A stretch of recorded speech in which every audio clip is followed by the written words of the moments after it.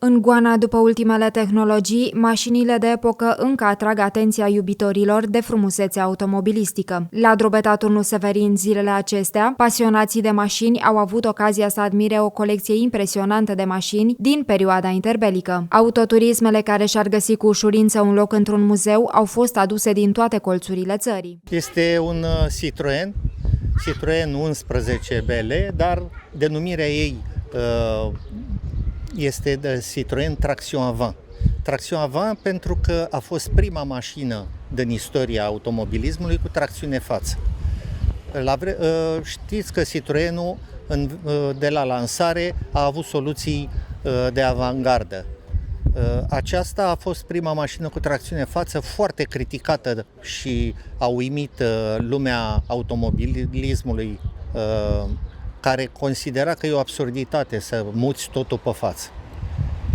În același timp, ea a fost una din primele mașini, prima mașină fără șasiu. Mașinile istorice antebelice sunt mașini de colecție care au venit pe platforme speciale de transport și avem aici niște premiere, între care un Adler, o mașină deosebită, care e la prima prezentare publicului, e o noutate absolută, și de asemenea un Ford Taunus din 1937, tot așa recent restaurat. Dincolo de pasiunea pentru astfel de mașini, poveștile pe care ele le ascund sunt captivante. Cei care au avut ocazia să exploreze colecția de mașini de epocă spun că au călătorit în timp, iar evenimentul este o experiență memorabilă. Nu pot să aleg una, pentru că fiecare în felul ei este foarte frumoasă și mi-amintesc din copilărie.